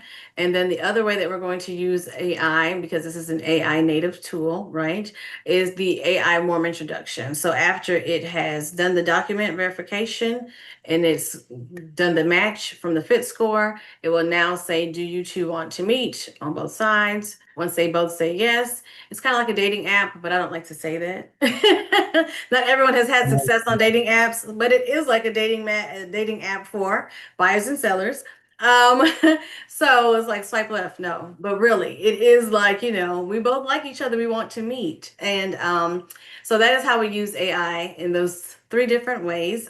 So it is, components of AI used throughout, but we still want it to be personable. We want it to be warm. So we do know that we have to train the AI to be as such, right? And also because me and Marina are from like financial backgrounds, and we have worked on a lot of different products, and we know that security is very important. So we want to make sure that the AI can help us flag if someone is trying to put in bad information, a fake ID or fake documents, right? We want the AI to be able to kick it out or say, no, they're trying to create like a dummy account. So those are the precautions that we'll be using AI to help us with as well. Okay, Good question. thank you. Of course. Any other questions? Okay, great presentation. And now next one coming up at the same time. Guys, I am getting ready to fly to Miami. I'm gonna make Anil the co-host. He's our head of AI innovation. You guys in good hands. And also post the week-by-week schedule checklist in the cohort announcement. Make sure to do it. And Anil will be hosting from here. Let's go. Very excited. Hello, everyone. My name's Gia. Before I start, could you confirm you can see my screen right now? Yes. Yes. Okay, cool. Awesome. So my team is Wait, hold on, actually one second. building. Anil, can you run the countdown timer? Once I leave, I'm Yes. gonna run countdown timer. Okay. Go Yep. ahead. I'll run it. Yep. Okay, hello everyone. My name's Gia. My team is building the moving assistant to help long distance movers to make better decisions and save time. So let's meet Amy. She's an incoming MBA student at University of Toronto. Yet she knows nothing about the city, knows no one, and both her English and her saving is limited. Yet she quit her job, sold everything, and said goodbye to everyone, all for the promise of something better. So we want to help people like her who took on great risk and uncertainty with very thin local support. So other persona could be the job seeker who came with an open work permit, or it could be a family with kids with only one income. So there are the people who needed the help the most. Once we figure out how to help them, we could help the two other type of long distance movers. That is people coming to US and Canada. That's about 4.6 million per year. It's also about people moving domestically within those countries, which is about 8.3 million people. We interviewed 23 people to hear about their experience. Those are all long distance movers within US and Canada, and also internationally coming to those two countries. And we ranked 11 common pain points from the most to the least here. On the top, you can see the first pain point is actually also the root cause for 5 more pain points. So when you don't have the local knowledge and mental models, you don't know what to ask and you can't judge between options. So what that meant for our interview participant is that one person got a lower GPA because he misallocated time. One person got scammed for rental. The third family paid a 50K bill, which they thought was 5 times more than they initially hoped for. Another person was uninsured for a couple months because he didn't know when's the right time to apply for things. And another person signed a lease based on demo unit. So that's why we want to focus on just solving the root cause, which will help solving half of those pain points we already talked about here. And there are already 4 existing solutions for this top pain point. The first one is search chatbots word of mouth. So the shortcoming here is that it's very time consuming. Some of the advice are very general, and sometimes you get wrong information and you still don't know what you don't know. The second area is the planner and checklist. This is a very static general list, which give all the work to the person to decide. And the third area is settlement services offered by the government, but the programs are only limited to a few immigration track like PR, and their website provides general guidance, but nothing personalized and not a plan. And the fourth area is about all the relocation consulting services that is very expensive and you have misaligned incentives. In terms of how we are approaching this space is that we're actually creating a new educational and personalized experience to help the person to learn about the city. And we combine 3 different areas to curate this experience. The first area is that we're structured like a textbook. So this is to help the person to have mental models, to know what to think about. The benefit here comparing to a traditional textbook is that we provide up-to-date and personalized information. The second area is when people are moving long distance, they actually appreciate a diversity of ideas. So we treat it just like Google, where we return a pre-curated list of trusted sources. But we stand out here so that we don't overwhelm the person with too many lists. It's already just a small list that's highly relevant and trusted. And the third area is that people wanted personalized guidance. So we answer like a chatbot, but we also stand out in two areas. The first is that we provide a more complete and reliable answer by sourcing answers from 3 chatbots, not just one. And the second area is that we mimic natural conversation where our bots is going to ask for clarification questions and ask follow-up questions to get the conversation going and provide more relevant answers. And we also proceed with some relevant questions as well. And after we get to know the person, this is only when we provide a checklist that provides the right actions in the right orders on her timeline. Let's talk about how the experience will look like. So a quick questions onboarding to get to know the person a little bit, and then they come to and then we create 10 categories on the left-hand side. Those are the important ones we identify that people care most about. And then the person comes to the housing section, which we divide into 3 sub areas. Right now, we're looking at the find housing, where we give them a basic idea of what type of housing, which platforms to look, what are the scam patterns. And on the right-hand side, for our AI Copilot experience, we start with preceded questions. And then if the person have a generic question like, hey, help me to find housing near my university, then we ask for pre-clarification questions here to say, hey, what is your monthly budget and commute time before we even answer. And then we end this section telling the person, hey, you are actually looking at results from 3 bots instead of 1.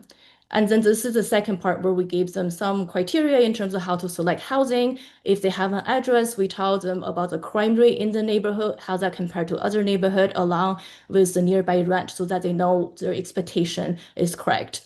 And then for banking, we focus on the detailed landscape of banking, how they move money. And then we gave them the cost of living breakdown in terms of both the factors and what's the estimated budget like on a monthly basis that's suited for their household situation.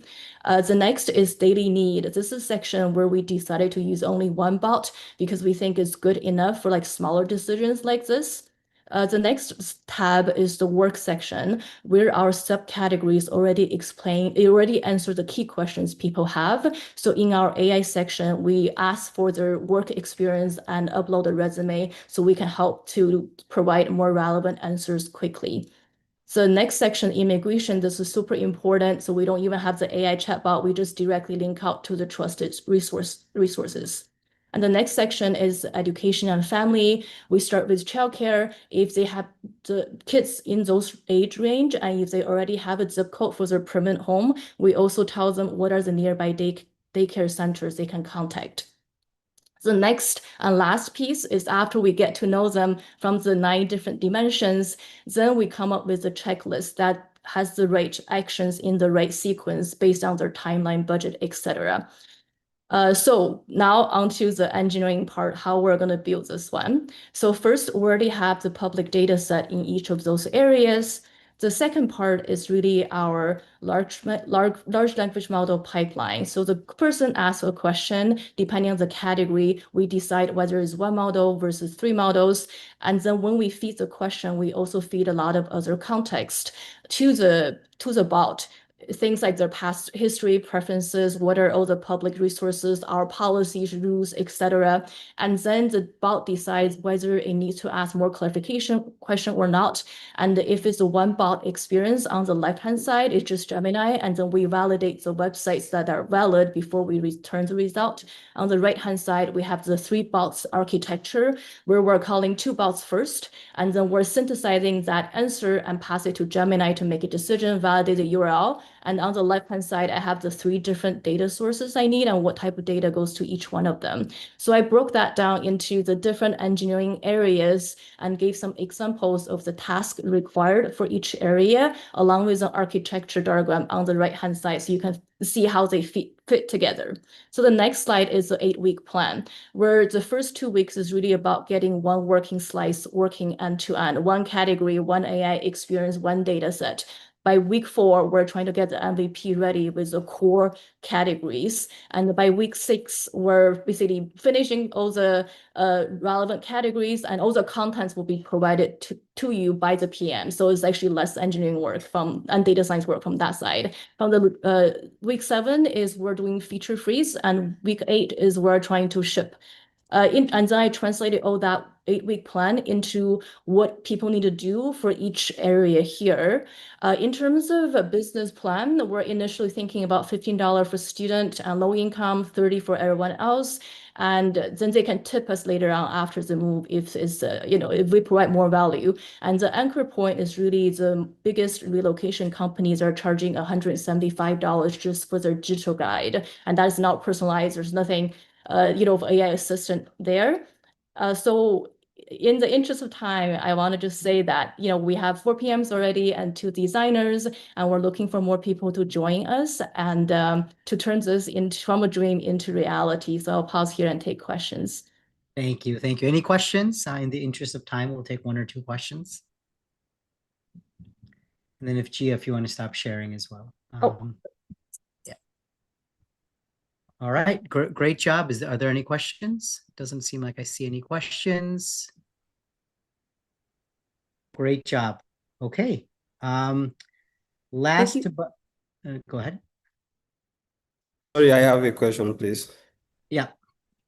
Yeah, so I just to ask the product manager good work and well done so far for this wonderful project. I actually want to ask, we have a lot of similar business, similar application around the world today. So what is that features that we actually want to add to this particular features that will make it different from what we have been having in the society or across the globe today? Is there any particular feature we are trying to introduce that was quite different from what we have been seeing? Yeah, good question. Let me share my screen really quickly here. I'm sharing. Yeah. Could you just speak through it rather than sharing, if you don't mind, Gia? Yeah, of course. Could you go to slide number 6, please? Oh, no, I mean, just walk through it, in the interest of time. Okay. Yeah. So basically 3 areas. We're combining a textbook with the Google experience and with the chatbot experience, but make it relevant, trusted in the local domain. So that's like nothing existed right now that actually does all that. So we're really saving people time and reducing mental processing in order to help them to make better decisions. And I can, if you reach out to me, later on or can find you, then I'm happy to answer more questions. There is a Cohort 10 product ideas channel where everybody has access to it. So yeah, you can continue those conversations there. Okay, cool. All right. Thank you. Thank you for your time. Okay. Last but not least, let me save this. So we'll start this timer. Okay. Is PMA Apply? That is an internal tool that we are working here at PM Accelerator. So what I'd like everyone to do, go to your React option on your Zoom, and then let me know, have any of you applied for a job in the last year? Is there anybody here that's applied for a job in the last year? Can you share an emoji with me? Is there anyone that's applied for, let's say, 5 jobs in the last year? All right, I see quite a few. So that's exactly the pain point that we're trying to solve here, right? Did you know the total number of applications or job openings in the US is 7.3 million? Can you believe that? There's 7.3 million job openings in the US across all industry, across all lines, across all specialties. And if you just search for the word AI, because this is the AI Bootcamp, there's over 2,000 jobs that are available. How do you manage all of that? There's just so much to do. Every job needs their own resume. You have to look at keywords. You want to be one of the first top 20, 30 applicants. How do you manage all of that? That's what we want to do here at PMA Apply. It's to create a job agent application that kind of is an extension of you to be able to help with your resume ideation, creation, to manage all of that, to apply for all of that, where we manage every application in one actual place. So as you are looking, the quality and the effort that's involved based on the number of applications really deteriorate over time. Great, for your first resume, you might put a lot of effort into it. Ideate with the keywords, make sure you transform that resume for that specific job description, gone through and filled out the online forms, and then fill that. But now let's say it's the 5th application. Are you going to still be able to put that much effort? Now, let's say talking to the 25th application, are you really going to be doing that? And really what we see is your quality and the amount of time that you put degrade over time based on the number of applications submitted. And then there's really that execution gap where the quality drops, you get burned out, and you're just getting tired. And you need something to help you with that cognitive load, with that repetitive, customized effort. Let's look at a specific individual, Daniel. He is a product manager. He's got experience. He's focused. He wants to look for a higher role, but it's really difficult to do that with his busy schedule. He's very frustrated. There's a lot of work that's demanded on him on a day-to-day basis. He's tired of filling out the repetitive forms, and he's finding it's really adding a little professional value. A delta is very little for him. What can he do? He needs a solution. And that's where PMA Apply comes in. Same with Sarah, same thing. She knows she wants to apply for more jobs, but tailoring each specific resume for every application just takes forever. She's ambitious, she's curious, she's persistent, but really that time management skill is very hard, especially when she wants to land her role.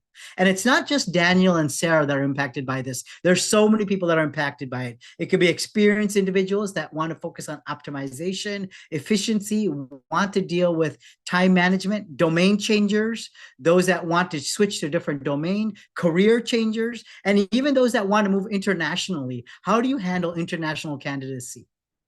That's where we believe that a relevant job recommendation with job-specific AI-prepared application will create significantly less effort with high-quality applications. That's what we want to do with PMA Apply.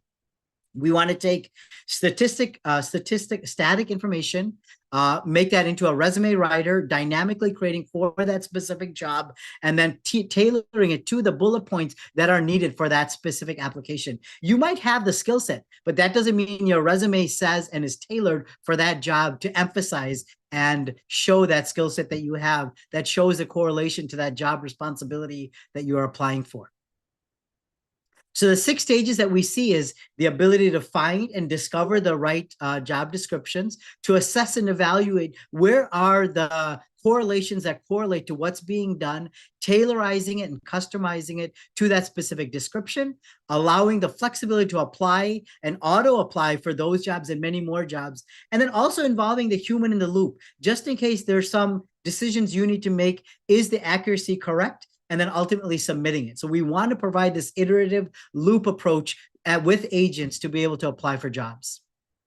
It's also a safety first approach. So when there's a situation where there's low uncertainty, let's say it's a 90% accuracy, we want to pause. We want to trigger the human in the loop and then ask that candidate, what do you want to do in this specific situation? But in other situations where there's much higher confidence, we want to fill out those forms and proceed to the next step. So you have that understanding and confidence and the respective guardrails to know that, you know, we are continuing to look for jobs, applying for jobs, and then tracking those jobs where you are in those respective stages. Favor is the UI expert in our team. Favor, I'd love to kind of open this up for you to share about the screens that you've kind of thought through. Okay, Anil, thank you. So what happens here in order to maintain the quality of your resume or application, we let the user sign in or create an account with us, the PMA Apply, and then after which it redirects you to the profile for you to set up once for all time.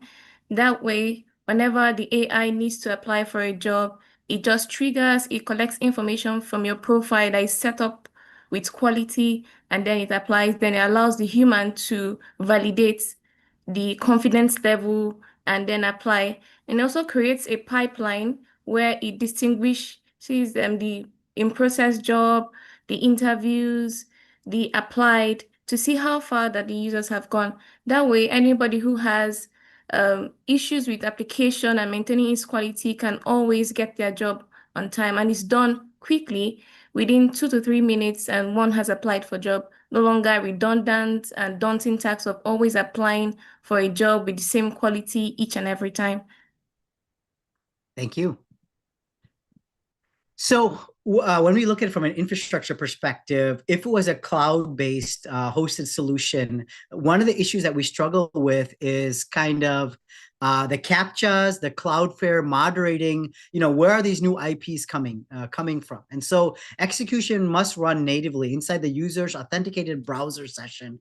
That's where we feel like we can do this at a large scale and to be able to not be stuck by the CAPTCHAs that are occurring. So it's a two-tier architecture that we're thinking through. Next.js from a front-end perspective that does kind of the dashboards that you see, focus on the match analytics, focusing on the AI resume tool, was also using RAG embeddings.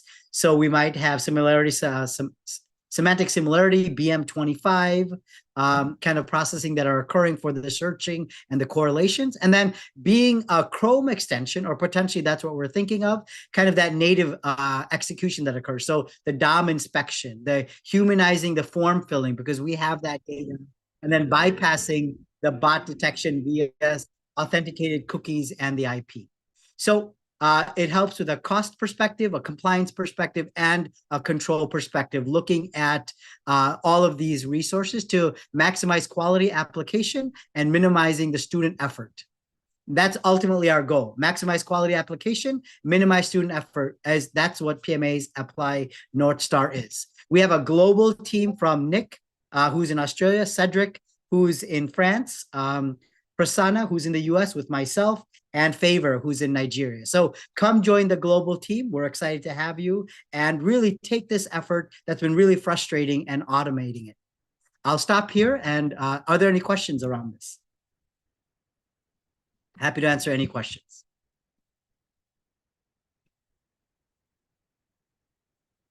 Okay, let me see if there's any questions. Okay, wonderful. Well then, thank you everyone. That ends the cohort 10 demos and the pitches that we have shown. Oh, Liberni, do you have a question really quick? You're on mute.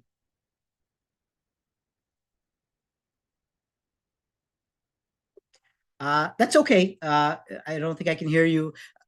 To respect everyone's time, like I said, we have a cohort 10 product ideas channel. Go ahead and ask your questions there. That also applies for PMA Apply.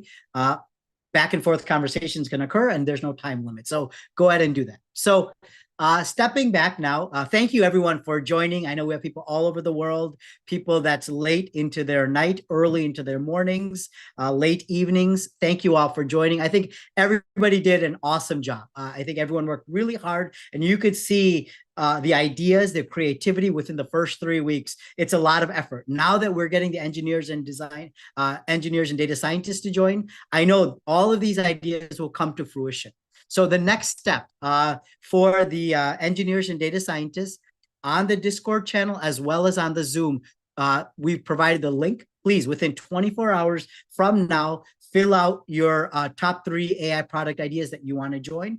You can rank first, second, and third. There's also tech stack questions that I need to know. What is your expertise and how does that correlate with the teams that you are ranking? By this Friday, my goal is to then find and match you to the appropriate teams based on your top 3 rankings. If you are a lead product manager that's on this call, I will message you directly with those that'll be on your team based on their skill sets and their rankings. From there, I encourage you to reach out to them directly on Discord, set up your initial call, a Zoom meeting with them to discuss all of the research that you have done and think through the infrastructure design. The second thing that I really want to emphasize is everybody on this call, every intern and data scientist is willing to give a 4-hour window that they're willing to meet each day if they're outside of the US, Canada time zone. That doesn't mean they're meeting for 4 hours. They're just giving a window. As a product management team, you look at everybody's who's on your AI product team and figure out where can you set up that synchronized weekly cadence. Maybe it's 1 hour a week or so that you're willing to meet with the whole team globally so that you can have these conversations face-to-face rather than just on Discord. And then finally, tracking your progress. There is this sheet where you can start tracking your progress individually. I will share that on the chat here. Go ahead and download a copy of this and track your progress as well from a week-to-week basis. Basically, you just take this master checklist and you can either make a copy for yourself or just download it if you want. So I will share that here. So go ahead and take this master checklist and go ahead and download it. Other than that, any future conversations can happen in that cohort 10 product ideas. And team leads, please make sure in the team match spreadsheet that you share your slide deck so that anybody that wants to review the slide deck can do so. We will also share this recording on all the channels so that anybody that missed it can can watch these recordings as well as fill out the Google form ranking their top 3 AI products. Satyan, did you have a question? Yeah, Anil. So the link you just put in the chat, right? I think Marla had shared another link for cohort 10 to do exactly that. And some of us are already updating in that sheet. So I think this is probably not the right link. It might not be then. Maybe it's the wrong one. I'll just put the one that she had shared. Okay. Yeah, I mean, see if this makes sense because that's where I'm updating and I see a couple others are updating as well.